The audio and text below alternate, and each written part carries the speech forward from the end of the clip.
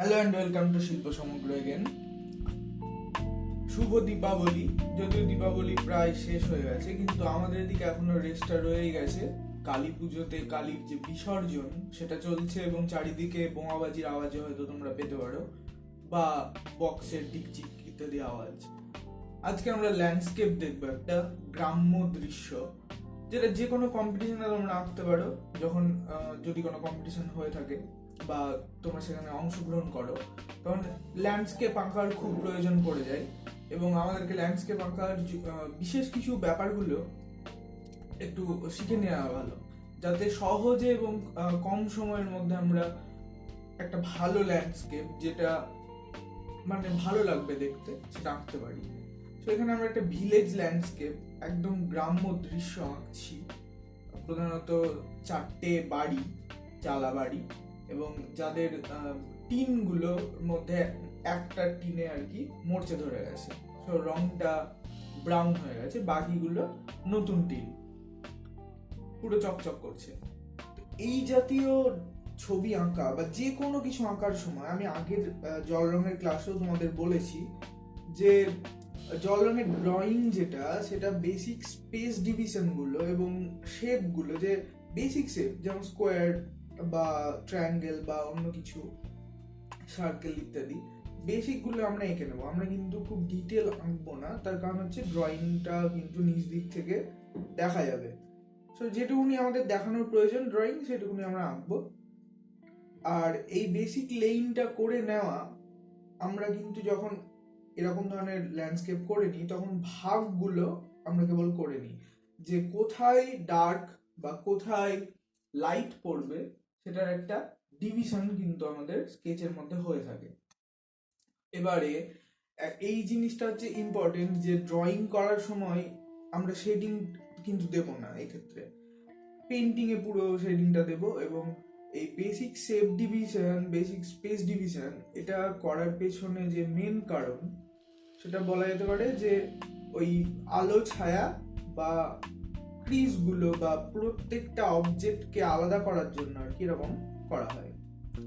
এরপরে এই বেসিক এরকম আমি ওয়াটার স্প্রে দিয়ে এরকম ভাবে আমি স্প্রে করে নিই, সব ক্ষেত্রে নিই না, জল তুলি দিয়ে অনেক সময় ফাস্টার ওয়াস্টার কি আমি ইউজ করি তুলি দিয়ে, যেমনটা আমি এখন করছি, তোমরা দেখতে পাচ্ছ। পুরো কাগজে যে সাদা অংশটা, সেটা আমাদের চাই না এই ছবিতে, তো সাদাটা আমরা ঢেকে দেব একটা ব্লু লাইট ওয়াশ দিয়ে। আর সেই ওয়াশটা, মানে আমি প্রথমে জল রঙের ক্লাস খেয়াল করে দেখবে যে জল রঙের ফার্স্ট লেয়ার গুলো, ওয়াশ গুলো সবসময় ব্লাড এজের করে রাখা ভালো। সুতরাং আমি এখানে কোবাল্ট ব্লু এবং প্রুশিয়ান ব্লু এই দুটোকে মিশিয়ে একটা ওয়াশ দিলাম, যেটা নিচ অব্দি, যেহেতু আর কি বোর্ডটা ঢালু হয়ে রয়েছে ইজেলটা, তাই এটা কিন্তু জল রঙের একটা ভালো যে জল রঙকে এরকম ভাবে নিচের দিকে গড়িয়ে স্প্রেড করে নেওয়া, মানে এই জিনিসটা একটা খুব সুন্দর এফেক্ট দেয়। এবং বিভিন্ন রকম ধরনের বাড়ির রং গ্রাম্য অঞ্চলে দেখা যায়, মাটির বাড়িগুলোতে।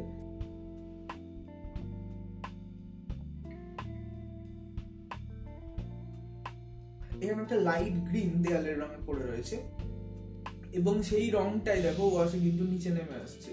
এখানে যে রং ছেপে যাচ্ছে, মানে আমার কাছে যত স্টুডেন্ট আঁকা শেখে, একটাই কোশ্চেন যে জল রঙে স্যার আঁকা ছেপে যাচ্ছে। জল রং তো ছেপে যাবেই, ওটাই তার বিউটি। এই যে এইভাবে আমি যদি ওয়াশটাকে এখানে ক্লিন রেখে দিই এরকম, তাহলে একটা নিচের দিকে যে টেক্সচারটা পাওয়া যাচ্ছে, সেটা হচ্ছে জল রঙের ধর্ম, ওটা তো জল রং করবেই। সুতরাং ছেপে যাচ্ছে বা কি হচ্ছে এই নিয়ে টেনশন করার কোনো মানে হয় না। আমরা এই লেয়ারটা পুরো শুকিয়ে নেব। হ্যাঁ, এই যে ফার্স্ট লেয়ারটা, এটা পুরোটাই ব্লার, এখানে কোনো শার্প এজ নেই। এবং আরেকটাও জিনিস, যে এখানে আমি অত ভেবে চিনতে কিন্তু তুলি টানছি না, মানে এটার মধ্যে একটা হারমোনিয়াস, একটা হারমোনি আর কি রাখার আমি চেষ্টা করছি, একটা ছন্দ রাখার চেষ্টা করছি, যাতে জিনিসটা পুরোটা একাকার হয়ে যায়। মানে আমি আলাদা করে এখনই ওরকম ভাবে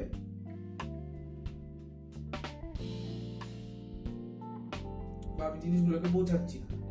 তো এই যে স্প্রেডটা হচ্ছে এটা পুরো মাত্রায় আমরা শুকিয়ে নেব, একদম কাগজে যেন আর জল না ওরকম ভাবে থাকে। এইরকম ভাবে শুকিয়ে নেওয়ার পর যখন আমরা লেয়ারগুলো অ্যাড করব তখন তাতে কিন্তু জিনিসটা শার্পেজিয়ে আসবে আমরা চাইলে। আর এই ওয়াটার স্প্রে এটা একটা অস্ত্র বলতে পারো, বিভিন্ন রকম জায়গায় এই ওয়াটার স্প্রের এই টেক্সচারটা বিভিন্ন রকম ভাবে কাজ করে।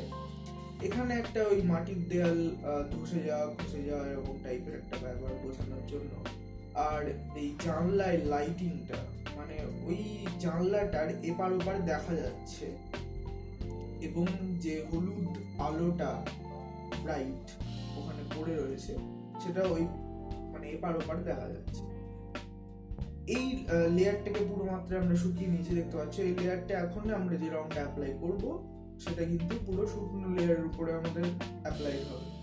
যদি প্রয়োজন হয় আমাদের এরপরেও ব্লারেজের প্রয়োজন তো হবেই, তখন আমরা সেক্ষেত্রে আগেই জল ইউজ করে নেবো। তার জন্য দুটো পাত্রে আলাদাভাবে জল রাখতে বলা হয়। এবং এখানেও দেখো তুমি যে আমি যখন জল দিয়ে আর কি জিনিসটাকে ব্লার করে দেবো তখন প্রত্যেকবার আলাদা একটা ফ্ল্যাট তুলি আমি ইউজ করব।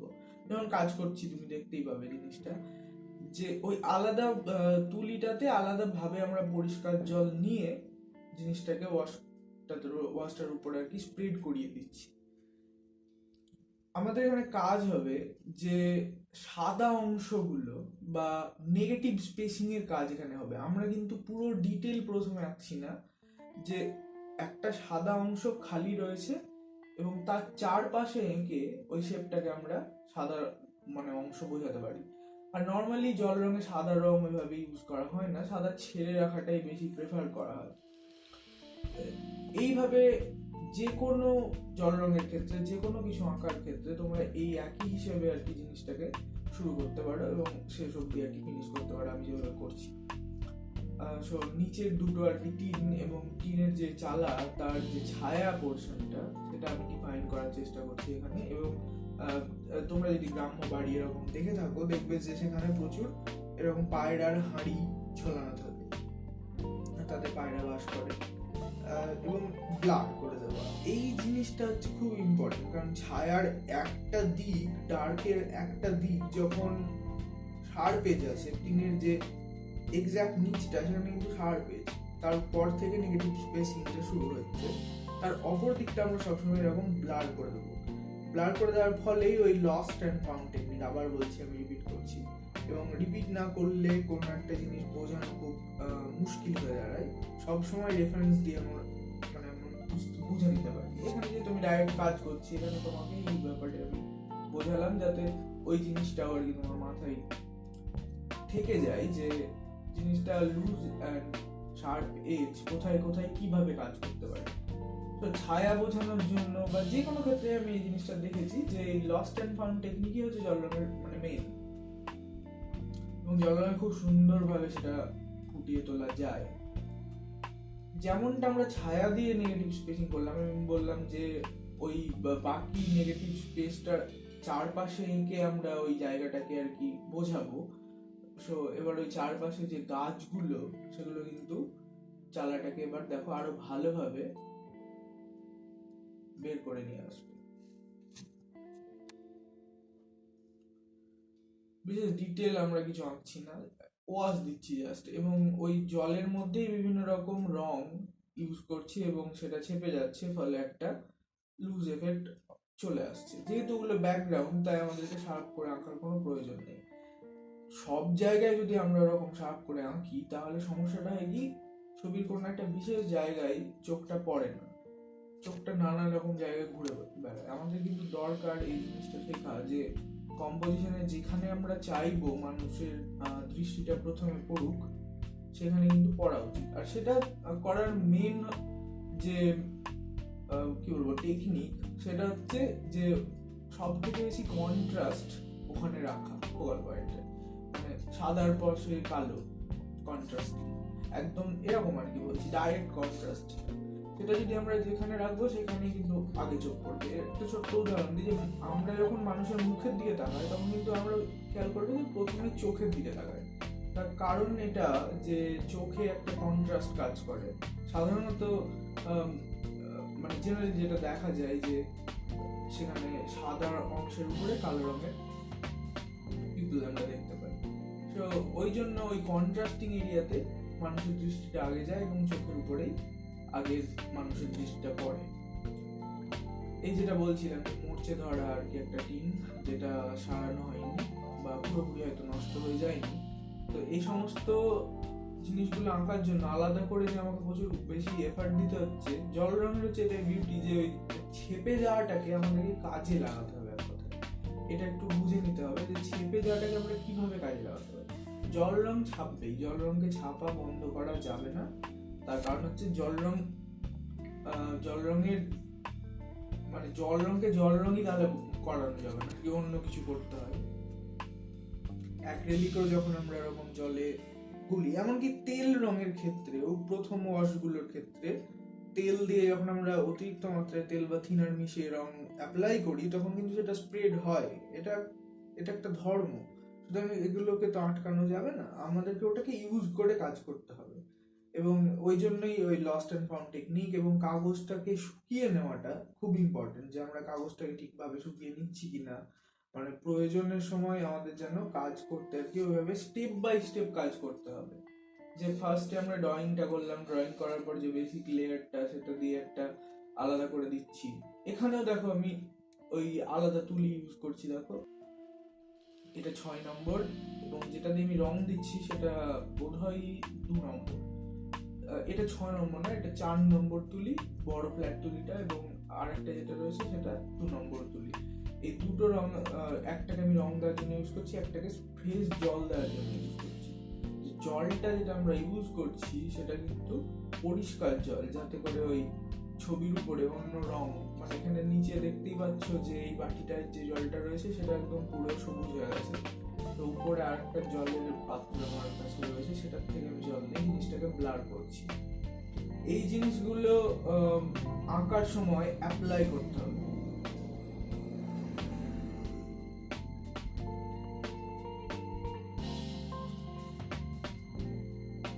পরিষ্কার জল দিয়ে যেহেতু আমি করছি, নিচের এফেক্টটা কিন্তু মরে যাচ্ছে বা ঢেকে যাচ্ছে, যাই হোক। এবং এই যে বাড়ির কোণাটা, বাড়ির দেয়ালটাকে মানে কন্ট্রাস্টে নিয়ে আসার জন্য আমি যে অরেঞ্জ কালারটা দিলাম সেটা কিন্তু একটা দিক ব্লার করে দিয়েছি এবং একটা দিক শার্প আছে, যে দিকটা আমাদের চোখে পড়ছে। ওই এফেক্ট গুলোই পরে গিয়ে অন্যরকম ভাবে ধরা যাবে। এবং আঁকার সময় হয়তো তোমার মনে হতে পারে যে না আর একটু বেশি তুলি চালাই, আর একটু বেশি কিছু একটা ঘেঁটে দিই, কিন্তু সেটা করার কোনো দরকার নেই, বিশেষ করে জল রঙের ক্ষেত্রে। কারণ জল রং যত মিনিমালিস্টিক কাজ হবে, যত ওভার ওয়ার্ক কম করবে তুমি, লেস ওয়ার্ক করবে, তত সেটা বেটার হবে। আমি সমস্ত এঁকেই দেখেছি যে একটা লেয়ারেই প্রায় ছবি এঁকে দেন, এরকম জল রঙের আর্টিস্টও রয়েছেন অনেক, আমি কাজ দেখেছি। ঠিক আছে, সেটাও একদিন আমরা চেষ্টা করে দেখবো যে একটা লেয়ার দিয়েই শুধুমাত্র জল রঙে কিভাবে, মানে একবারে ড্রয়িং এর উপরে ডাইরেক্ট রং দিয়ে কাজ হবে, বা ড্রয়িং করবোই না ডাইরেক্ট জল রং দিয়ে কাজ হবে, এই ক্ষেত্রে আমরা কিরকম ভাবে কাজ করতে পারি। কিন্তু এখন আমরা যেটা দেখছি সেটাতে আমরা ড্রয়িং করে স্পেস ডিভিশন গুলো করে নিয়েছি, শেপ বা আকার গুলো, বিভিন্ন রকম জিওমেট্রিক ফর্ম গুলো, সেগুলো আমরা এঁকে নিয়েছি এবং তার উপরে জাস্ট রং করছি। এবং রং করার সময় ওই লস্ট অ্যান্ড ফাউন্ড এটা মনে রাখলেই হলো। জল রং এইটুকুনি, এর বেশি জল রঙে কিছু জটিল কিছু নেই। কিন্তু জল রং জিনিসটা কঠিন হয়ে দাঁড়ায় ওই কারণেই, কারণ জল রং মানে কি বলবো, এক্সপিরিয়েন্সের অভাবেই হোক হয়তো অনেকে জল রং ইউজ করার সময় ওই জল রঙে যে ছেপে যাওয়াটা বলছে আর কি, ওটাই কন্ট্রোলে মানে রাখতে পারেন না। কিন্তু সেটা কন্ট্রোল করার একমাত্র রাস্তা হচ্ছে যে কাগজটাকে শুকিয়ে নেওয়া, মানে ভালো করে রোদে শুকিয়ে নেওয়া, বা এখন তো হেয়ার ড্রায়ার দিয়েও অনেককে আমি ছবি এরকম ভাবে শুকিয়ে নিতে দেখেছি, সেটাও ইউজ করা যেতে পারে এবং ছবি শুকিয়ে নিতে হবে। কাগজ যতক্ষণ ভেজা থাকবে ততক্ষণ তার উপর রং স্প্রেড হবে। যদি আমরা শুকনো কাগজের উপরে রং দিই, রংটা কিন্তু স্প্রেড হবে না।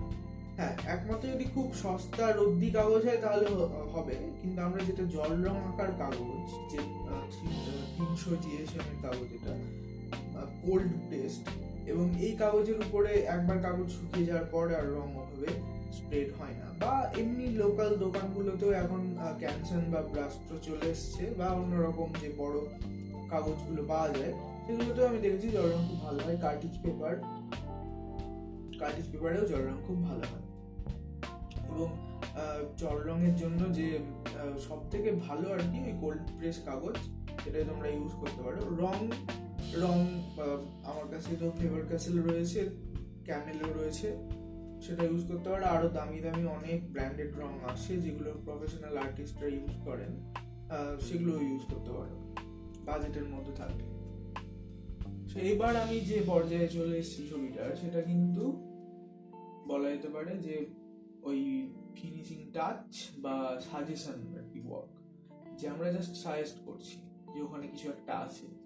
আদৌ আমরা পরিষ্কার করে কিছু বোঝাচ্ছি না, কিন্তু সমস্ত গুণে বা দ্রব্য গুণ যেটা বলে, তাতে কিন্তু জিনিসটা আলটিমেটলি সবকিছু কানেক্ট হয়ে একটা কিছু বোঝাবে, এবং সেটাই ওই গ্রাম্য দৃশ্যটা বোঝাবে। এবং সমস্ত জিনিস যা ওখানে রয়েছে, যা আমি ওখানে বোঝাতে চাইছি, তা আলাদাভাবে রিড করা যেতে পারে। এখনো অবধি আমাদের যে মেন ফোকাসের জায়গা, মেন যে জায়গা ছবির, আমি মানে মনে করি, এটা আমার মনে হয়, এবং আমি আঁকার সময় সেটার দিকেও খেয়ালও দিয়েছি। সুতরাং বলা উচিত যে এই গরুর গাড়িটা যেটা দেয়ালে কাছে আর কি কাত হয়ে রয়েছে, সেটা এখন অব্দি আঁকা হয়নি। সেটা ড্রয়িং এ আমি করে রেখেছিলাম পার্সপেক্টিভটা ঠিকঠাক, কিন্তু এখন অব্দি আমি রং দিইনি। তার কারণ হচ্ছে ওটা জাস্ট ফাইনাল টাচ, এবং ওই ফাইনাল টাচটুকুই আর কি প্রথমে নজর পড়া উচিত। এখানে কন্ট্রাস্টিং কালার, আমাদের যে দরজাটা সেটাতে ব্ল্যাক করবে, বা ওখানেও একটা ডার্ক ব্ল্যাক নয় যদিও কালারগুলো, আমি ডার্ক কালার বলছি, সেটা পড়ে রয়েছে, এবং তা সত্ত্বেও কিন্তু গরু গাড়িতে নজর জানা যায়। তার কারণ হচ্ছে ওখানে ফাইনেস্ট কন্ট্রাস্ট কি হয়ে রয়েছে, সেটা আমরা দেখবো ধীরে ধীরে। এখন বাড়ির চালগুলোকে আমি ঠিক করে ডিফাইন করছি, এবং সেটা খুব ইম্পর্টেন্ট যে ওখানে বাড়ি রয়েছে এটা বোঝানো মানে দরকার। এবং টিনের যে ছোট্টখাট্ট টেক্সচার, সেগুলো আমরা দেব যাতে মানে বোঝা যায় যে ওটা টিন। মানে এটাই আমি আশ্চর্য লাগে আমার, যে জল রং এমনই একটা জিনিস যেটা কাগজে পড়া মাত্র নেচারকে খুব ভালো রিফ্লেক্ট করে। বিশেষ করে ল্যান্ডস্কেপ ওয়াটার কালারে খুব সুন্দর হয়, অন্যান্য কালারেও হয়, কিন্তু জল রঙের ল্যান্ডস্কেপের মধ্যে একটা এমন ব্যাপার আছে যেটা আমরা যেটা দেখি সেটাকে যেন অনেক বেশি আর কি কাগজের উপর ফুটিয়ে তুলতে পারে। জল রঙে যে ওই ব্লার হয়ে যাওয়া, এই যে রং ছেপে যাওয়া, এগুলো রিফ্লেকশন ক্রিয়েট করতে, বড় কোনো জলাশয় বা লাইট ক্রিয়েট করতে খুব ভালো মানে কাজে দেয়।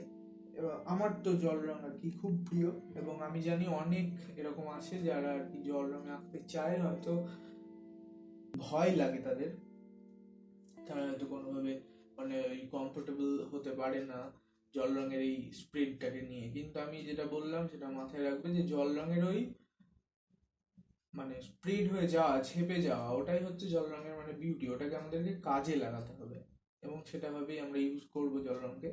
এখানে যে গরুর গাড়ির যেটার কথা বলছিলাম আমি, সেটা এবার দেখা যাক কিভাবে আঁকা যায়, এবং আমি খুব সাবধানে আঁকছি, দেখতেই পাচ্ছ। তার কারণ হচ্ছে যে এখানে একটা ওভারওয়ার্ক, একটা ওভার স্ট্রোক বা একটা নড়ে যাওয়া দাগ, সেটা কিন্তু অনেকটা পরিমাণ এফেক্ট করবে। তাই আমি চাই না যে কোনো এক্সট্রা কাজ আমি করতে, তাই খুব সাবধানে আমি কাজ করার চেষ্টা করছি। চাকাটা আঁকছি, তাতেই অনেকক্ষণ ধরে রং নিয়েও আমি ভাবছিলাম যে রং আর কি হবে, যাতে জিনিসটা ডার্ক হওয়া সত্ত্বেও এবং মানে ডার্ক তো বটেই, কিন্তু তার মধ্যে বাঁশের যে বাঁশগুলো থাকে সেগুলো কিন্তু পাকা বাঁশ, তো তার মধ্যে একটা ইয়েলো টেক্সচার, একটা ইয়েলো কালারের টোন পড়ে থাকে, যেটা একটু হলেও মানে দেখাতে হবে। আর সেটা নেগেটিভ স্পেসিং দিয়েই দেখাতে হবে, সেটা নেগেটিভ স্পেসিং ছাড়া দেখানো সম্ভব নয়। এবং দেখো এই দুটো চাকা এবং আগের যে চাকাটা, সেটা আমরা নেগেটিভই রেখেছি, নেগেটিভ স্পেসিং এর মধ্যে রেখেছি, এবং যে আর একটা চাকা সেটা আমরা ডার্ক করে রাখলাম। এইটুকুতেই কিন্তু গরুর গাড়ির যে স্ট্রাকচারটা বা ওখানে যে গরুর গাড়ি আছে, অন্য কিছু নেই, বা একটা ঠেলা গাড়ি নেই, ওখানে যে একটা গরুর গাড়ি যেরকম হয় তার বডিটাই রয়েছে, সেইটা কিন্তু পরিষ্কার হয়ে যাচ্ছে। এটাকেই বলা হয় সাজেস্টিভ ওয়ার্ক, সাজেশন আকার। যে আমরা পুরো মাত্রায় একটা গরুর গাড়িকে একদম সব সমেত জল টল সমেত আমি আঁকছি না, শুধুমাত্র চাকা আর একটা 3 কোণা একটা স্ট্রাকচার সাজেস্ট করে দিয়েই হয়ে গেল। বা এখানেও দেখো একটা নেগেটিভ স্পেসিং এর ব্যাপার, যে বুঝতে পারছো কিনা আমি জানি না, যে নিচের যে ডার্ক অংশটা আমি ডার্ক কালারটা দিলাম, সেটা কিন্তু এমনি এমনি দিয়ে দিইনি, মানে অকারণ আমি ওখানে ডার্কটা দিইনি। ভালো করে মানে দেখলে বুঝতে পারবে ওখানে একটা ড্রেন রয়েছে এবং ড্রেনের উপরে একটা সাঁকো রয়েছে। সো এই জিনিসগুলো জল রঙের যে কোনো কালারই নেগেটিভ স্পেসিং এর মাধ্যমে আর কি এটা বের করা যায়। আমি কি আলাদা করে ওখানে সাঁকোটা আঁকলাম? মোটেই না। এই জিনিসগুলো হচ্ছে নেগেটিভ স্পেসিং। হ্যাঁ, যে টিনের চালাটা জাস্ট আমি এই দাগটা দিয়ে ডিভাইড করে দিচ্ছি, ওখানে আকাশ এবং চালা দুটো আলাদা হয়ে যাচ্ছে। এই জিনিসগুলো হচ্ছে নেগেটিভ স্পেসিং এর বিউটি, এবং কম্পোজিশনকে একটা আলাদা মাত্রা দিয়ে দেবে। কম্পিটিশনে যদি আঁকতে হয়, যে কোনো প্রতিযোগিতামূলক অনুষ্ঠানে গিয়ে যদি তুমি জল রং আঁকতে বসো, তখন এই জিনিসগুলো একটু প্লিজ মাথায় রেখো। এবং মাথায় রেখো মানে কি, মাথায় রেখে অ্যাপ্লাই করে ছবিটাতে সেই কাজগুলো দেখাও, দেখবে সেই ছবিটা বিচারকদের চোখে আর কি বেশি পড়বে। এবং এগুলোই আর কি মানুষকে বেশি টানে, যে কিভাবে কাজটাকে এক্সিকিউট করা হয়েছে, মানে খুব ঘষে খুব ঘেঁটে কাজটা করা হয়েছে কিনা, নাকি ছোট্ট কয়েকটা স্ট্রোক এদিক ওদিক, কয়েকটা দাগ এবং ফাইনাল টাচ এবং ওই নেগেটিভ স্পেসিং যেটা বলছিলাম, বা কালার টোনের ভ্যালু, কোথায় লাইট কোথায় শ্যাডো, এই জিনিসগুলো আর কি ঠিক মতো বসাতে পেরেছি কিনা, এই জিনিসগুলো বিচারকরা বেশি দেখে। বা বিচারক বলে আমি বলছি না, যে কোনো গ্যালারিতেও, আর্ট গ্যালারিতে যখন পেন্টিং গুলো টাঙানো থাকে, সব থেকে বেশি সেই ছবিটাই আমাদের দেখতে ভালো লাগে, যে ছবিটাতে কন্ট্রাস্টটা সুন্দর রয়েছে বা দেখতে সুন্দর লাগছে। এবং ওই কালার যে প্যালেটটা আর্টিস্ট ইউজ করেন, সেই প্যালেটটা কিরকম, তার কালার থিওরি সম্পর্কে মানে সে আর কি সচেতন কিনা। একজন আর্টিস্ট যদি কালার থিওরি সম্পর্কে সচেতন না থাকে এবং যা খুশি তাই কালার প্যালেট ইউজ করে, এমনটা কিন্তু হয়েই থাকে। আর্টিস্ট আঁকার সময় সবসময় এরকম কালার থিম ইত্যাদি ভাবে, বা কোন রঙের সাথে কোন রঙ যাবে ভালো ইত্যাদি মাথায় রেখে যে সবসময় ছবি আঁকে, সেটা কিন্তু নয়। কিন্তু এই জিনিসটুকুনি মাথায় রাখতেই হবে যে লাইট এবং ডার্ক এই দুটো জিনিসের পার্থক্য, এবং লাইট যে অবজেক্ট যেটা আর কি আলোর মধ্যে রয়েছে তার টেক্সচারিংটা কিভাবে হবে, বা ডার্কে যে পোর্শনটা রয়েছে সেটা আমাদের কিভাবে ইয়ে করবে। ডার্ক অংশ যেগুলো, সেটা কিন্তু ছবিটাকে ধরে আসে বা ছবিটাকে ধরে থাকেও। যে কোনো ছবিতে যে ডার্ক অংশটা, সেটা একটা ছবির শির দ্বারা বলতে পারো, সেটাই ছবিটাকে কিন্তু একসাথে কানেক্ট করে রাখে। প্রত্যেকটা ডার্ক গুলো একে অপরের সাথে মানে ছবিটাকে পুরো হোল্ড করে। এবং যে লাইট গুলো হচ্ছে তার উপরে, মানে ডার্ক দিয়ে আমরা কি বোঝাতে চাইছি সেটা হচ্ছে লাইট। আর একটু ডিটেলে বোঝালে আমার মানে এইভাবে বোঝাতে হয় যে ডার্ক যদি আমরা শুধুমাত্র একটা কালো কাগজের উপর কালো কিছু দিয়ে আঁকি, তাহলে তো আমরা কিছু দেখতেই পাবো না। তাই ডার্কের বিপরীত বা বলা উচিত পরিপূরক হিসেবে লাইট ইউজ করা হয়, যে লাইট না থাকলে ডার্ক আমরা দেখতে পাবো না। সো যাই হোক আর কি, সো লাইট আর ডার্ক যেরকমটা আমি বললাম যে একে অপরের পরিপূরক হিসেবে কাজ করে। সুতরাং জল রঙে বা যে কোনো রঙে বা যে কোনো পেন্টিংয়ে, যে কোনো কম্পোজিশনে যখন আমরা একটা ভিজুয়াল আর্ট ক্রিয়েট করি, তার মধ্যে ওই ডার্ক অ্যান্ড লাইট বা ওই কন্ট্রাস্টটা যেন বজায় থাকে, এবং সেটাই আর কি বেশি ভালোও লাগবে দেখতে।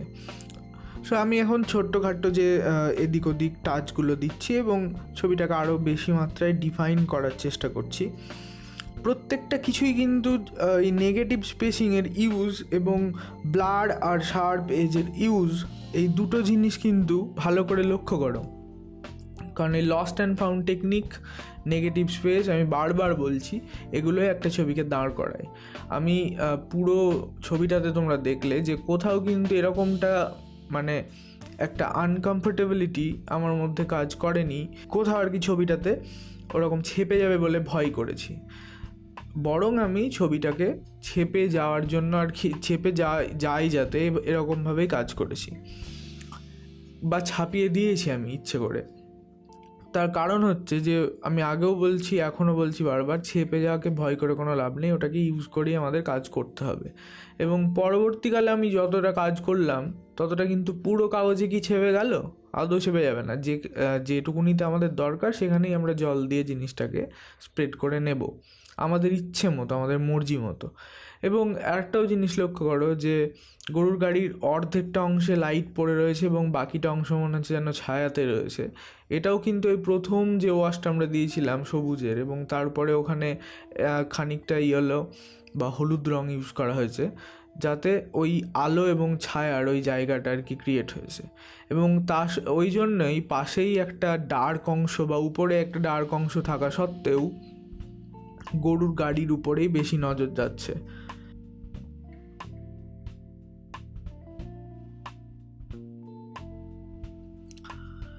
ছবিটায় কোথায় ডার্ক দেওয়া দরকার এবং কোথায় ডার্ক দিয়ে জিনিসটাকে সরিয়ে নিয়ে আসা উচিত, তার ফোকাল পয়েন্টটা যাতে সরে আসে, এই জিনিসটা আমাদেরকে খেয়াল রেখে কাজ করতে হবে। যে ডার্কটা শুধু ইউজ আমরা কিন্তু করছি না, যেখানে যেটুকুনি রং ইউজ করছি সেখানে সেটুকুনি রঙের এই কারণেই দরকার ছিল যাতে আর কি ফোকাসটা অন্য কোনো বড় লাইট এরিয়ায় বা ডার্ক এরিয়ায় না চলে যায়।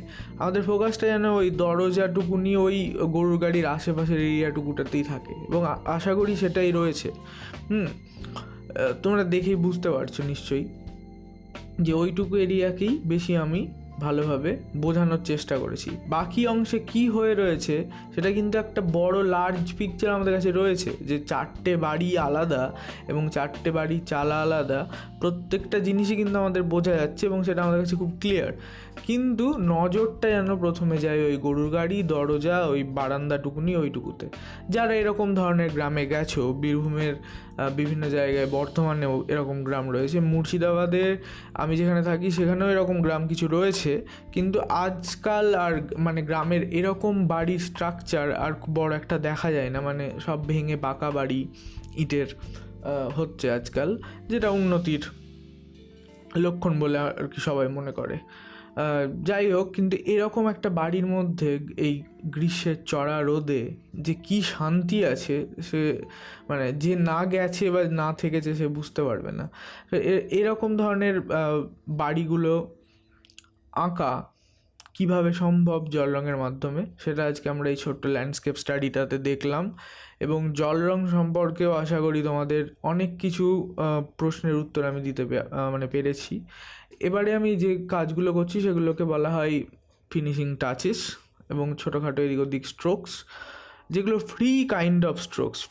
ফ্রি মানে হচ্ছে তাদেরকে আমি এখান থেকে একটা জায়গায় মেপে নিশ্চয়ই আমি আঁকছি, কিন্তু তাদের মধ্যে কোনো আমি কোনো জোর দিচ্ছি না, তারা ফ্রি থাকছে, তাকে আমি ফ্রি যেন ছেড়ে দিচ্ছি। এবং এই জিনিসগুলোই আর কি পরবর্তীকালে পুরো ব্যাপারটাকে একসাথে কানেক্ট করে। হ্যাঁ, বেশ ভালোই হাওয়া দিচ্ছিল, শীতের শুরু তো হয়েই গেছে আমাদের গ্রামের সাইডে, তো এই গ্রামের দিকে তো শীত পড়েই গেছে, মানে দুর্গাপুজোর পরপরই শীত চলে এসছে, যেটা খুব ভালো। শীতের দিনে দুপুরে বসে রোদের মধ্যে জল রং আঁকতে খুব ভালো লাগে। যাই হোক, গরুর গাড়িটাকে একটু ভালোভাবে আমি ডিফাইন করে দিই, ব্যাস কাজ তাহলেই অনেকটা সারা হয়ে যাবে আর কি। এবং ছবি আমাদের যে টিউটোরিয়ালটা আজকের, সেটাও প্রায় শেষের দিকে চলে এসছে, আর একটুখানি রয়েছে।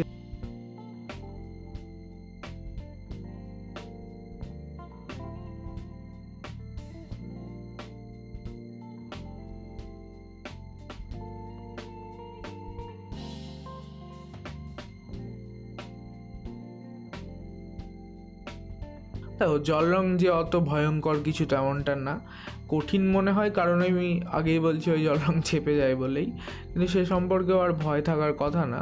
এবং আরেকটাও জিনিস দেখো, যে জল রঙে আমি আগেও বলেছি যে জল রঙে সাদা রং ইউজ করা হয় না, মানে সাদা ছেড়ে রাখা হয়, সাদা অংশ কাগজের যে সাদাটা ন্যাচারাল সেটাই ছেড়ে রেখে দিই নেগেটিভ স্পেস হিসাবে, এবং সেটাই ছায়ার একদম হাইলাইটের কাজ করে। কিন্তু এখানে ওই ফাইন সাদাটা ছেড়ে রাখা হয়নি, তাই আমি একটা ছোট্ট সাদা স্ট্রোক ইউজ করার চেষ্টা করছি। এবং সাদা রং ঘন একদম পুরো, এটা মানে মিল্ক কনসিস্টেন্সি, মিল্কের থেকেও বেশি আর কি কনসিস্টেন্সির রং এটা। প্রায় টিউব থেকে বার করেই আমি তুলি দিয়ে ইউজ করি, যাতে করে আর কি জল রঙের উপর সাদাটা ফুটে ওঠে। কারণ জল রঙ যদি খুব আমি পাতলা করে সাদাটা গুলে নিতাম জল দিয়ে, তাহলে কোনো কাজই করবে না, এটা ওয়াশের মতো হবে। জল রঙের নেচারই ট্রান্সলুসেন্ট নেচার, এবং তার জন্য এই জিনিসগুলো হয়। এবং ওখানে যে ড্রেনটা আর কি চলে গেছে, এই সমস্ত জিনিসগুলো আমরা আলাদা করে যে অত কিছু খেটে আঁকছি তা কিন্তু নয়। এবং ল্যান্ডস্কেপে অবশ্যই কিছু প্রাণের মানে উপস্থিতি না থাকলে, ল্যান্ডস্কেপের মধ্যে জীবন না থাকলে সেটা লাইফ আর কি হয় না, সেটাকে লাইভলি লাগে না দেখতে। তার জন্য আমরা অবশ্যই দুটো প্রাণী ইউজ করব আমরা। এবং এখন যেগুলো আমি করছি সেগুলো সবই কিন্তু ফাইনাল টাচ। হ্যাঁ, মানুষটা আঁকা বা অন্যান্য যে প্রাণীগুলো আমি পাখি ইত্যাদি আঁকবো, মুরগি, মোরগ, সেগুলো সমস্তটাই ফাইনাল টাচ। ওগুলো ছবির এক্সট্রা, মানে এক্সট্রা, কিন্তু সেগুলোর দরকার ছিল। মানে এক্সট্রা এমনটা না যে তার কোনো দরকারই নেই, সেগুলো রয়েছে ছবির মধ্যে, না। কিন্তু সেটা হচ্ছে মানে ওই ডিজাইনটা, ওই কম্পোজিশনটার বিউটি। এবং ল্যান্ডস্কেপে কোনো প্রাণ না আঁকলে, কোনো লাইফ না আঁকলে ভালো লাগে না দেখতে। ল্যান্ডস্কেপ আঁকার ক্ষেত্রে ছোটোখাটো একটা মানুষ, কোনো পশু, পাখি ইত্যাদি এঁকে দেওয়া ছোটোখাটো মানে উচিত। আমি এখানে এটা আর কি একটা মুরগি আর একটা মোরগ আঁকার চেষ্টা করছি, এবং তুলির একটা খোঁচা দিয়েই আর কি এই জিনিসগুলো আঁকছি। পুরো যে একটা মোরগ বা মুরগি আমি আঁকছি সেটা আমি মোটেই করছি না। হ্যাঁ, পরবর্তীকালে যখন মানে যে কোনো জিনিসই আমি সাজেস্টিভ আঁকছি, এই জিনিসটা কিন্তু মাথায় রাখবে সব সময়। জল রঙের আঁকার জন্য না, ল্যান্ডস্কেপে বিশেষ করে জল রঙের আঁকার সময় এরকম সাজেশন আঁকাই বেশি ভালো লাগে দেখতে। এবং একজন বয়স্ক মহিলা, বুড়িমা, সে আর কি দাঁড়িয়ে রয়েছে দেয়ালের পাশে একটা লাঠি হাতে নিয়ে, সেটাই আমাদের আঁকার আর কি উদ্দেশ্য হবে। সেই সমস্ত কাজগুলো হচ্ছে একদম ফাইন তুলি দিয়ে, 00 তুলি দিয়ে। কারণ একটা A4 সাইজের পেপার আমার কাছে রয়েছে, ব্রাস্টর যে বড় পেপারগুলো সেগুলো আমার কাছে নেই এখন। A3ও ছিল কয়েকটা, কিন্তু শেষ হয়ে গেছে। এখন A4 এটা, এবং A4-এ আমি 00 তুলি ইউজ করছি। ঠিক আছে, খুব বড় যদি কাগজ হয় সেক্ষেত্রে 1 নম্বর তুলি বা রিগার দিয়ে এই ওয়ার্কগুলো করতে হয়। রিগার ব্রাশ যদি থাকে খুব ভালো হয়। এবং ছবি প্রায় আমাদের শেষের দিক, কমপ্লিট পেন্টিং আমরা এখনই এটাকে বলতে পারি।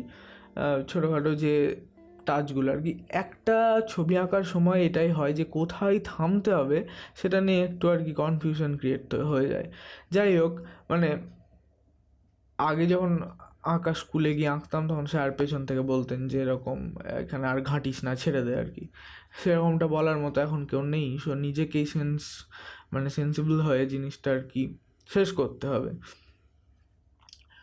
সো আমি চেষ্টা করছি যে জিনিসটা পুরো ডিফাইন হয়ে আসে আমি কি বোঝাতে চেয়েছি। মানে একটা গ্রাম্য দৃশ্যের মধ্যে, একটা এরকম ধরনের বাড়ির মধ্যে যে জিনিসগুলো, যে বৈশিষ্ট্যগুলো লক্ষ্য করা যায়, যেরকম দেয়ালের বাড়ির চারিদিকে বা দরজার চারিদিকে আলপনা দেওয়া, বা খড়ি দিয়ে বা অন্যান্য রং দিয়ে যে কাজগুলো করা থাকে, এ সমস্ত কিছু যেন আমি ছবিটার মধ্যে রাখতে চেয়েছি। যখন আমরা ছবিটাকে দেখব তখন সেটা খুব ভালোভাবে মানে পুরো ব্যাপারটাকে, পুরো গল্পটাকে বলবে। এই জিনিসটা মানে সব সময় আঁকার সময় খেয়াল রাখতে হবে।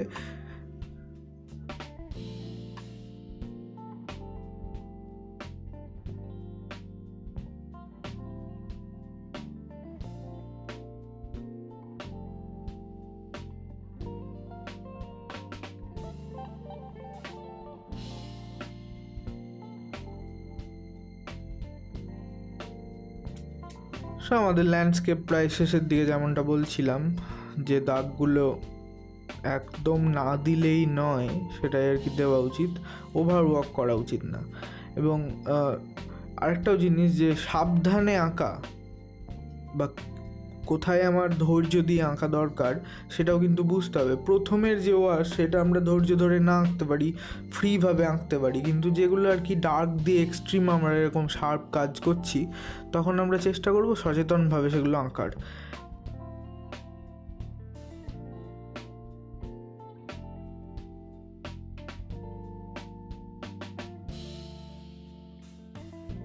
পেন্টিং আমাদের কমপ্লিট, সিগনেচার দিয়ে জিনিসটাকে শেষ করে দিচ্ছি।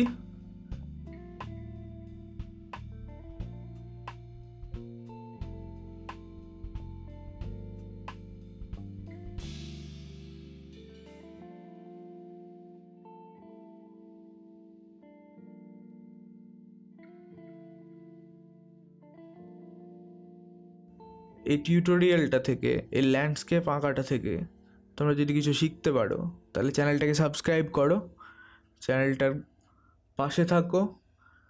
দেখা হবে নেক্সট কোনো এপিসোডে। টাটা।